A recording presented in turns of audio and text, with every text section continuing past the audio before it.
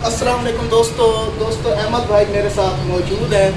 अहमद भाई को सबसे पहले हम उनकी सालगिरह की मुबारकबाद देते हैं, खुशी हुई। और उसके साथ अहमद भाई को हम उनकी बर्थडे का गिफ्ट भी दे रहे हैं। ये वो फाइकस है जो घर में मैंने खुद ग्रो किया है और माशाल्लाह अब ये 2 से 2.5 फीट का है और इतनी प्यारी हाइट के साथ इसकी खूबसूरती ये है कि इसके पत्ते निहायत ही सब्ज होते हैं, इतने खूबसूरत लगते हैं कि घर में ऐसा लगता है जैसे हमने आर्टिफिशियल प्लांट रखा हो। तो ये फाइकस अहमद भाई को हम गिफ्ट कर रहे हैं। अहमद भाई क्या कहेंगे?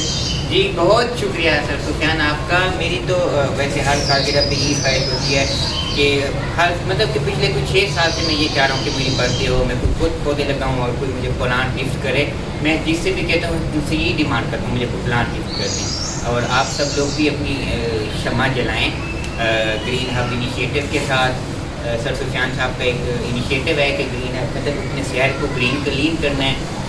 तो आप सब भी अपने नीचे का एक पौधा ज़रूर लगाएं।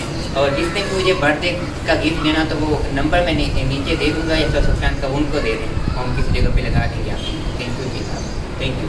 Thank you.